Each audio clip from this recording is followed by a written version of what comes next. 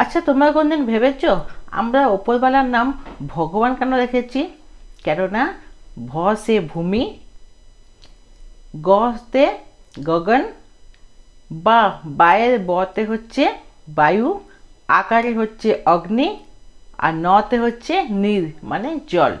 ভগবান সেই জিনিস যেখানে কোণে কোণে ভগবান আছে, মানে এই পাঁচটা তত্ত্বকে ভগবান নিয়ন্ত্রিত করে। আমাদের যে নিঃশ্বাস নেই, এই নিঃশ্বাসে যে বায়ু যাচ্ছে সেও এক ভগবান। আমরা যে জল পান করি সেটাও ভগবান।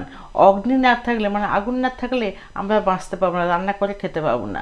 তো আমরা যে কোনো যাই করি এই পাঁচটা তত্ত্ব আমাদের সঙ্গে থাকে।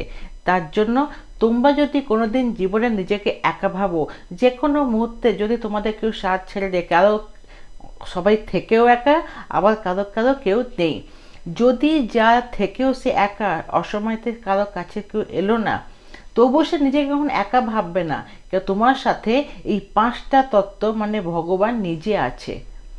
বাস খালি ওনার অনুভব করবে যে হ্যাঁ আমার সাথে ভগবান আছে, তাকে অনুভব করবে আর বিশ্বাস বজায় রাখবে।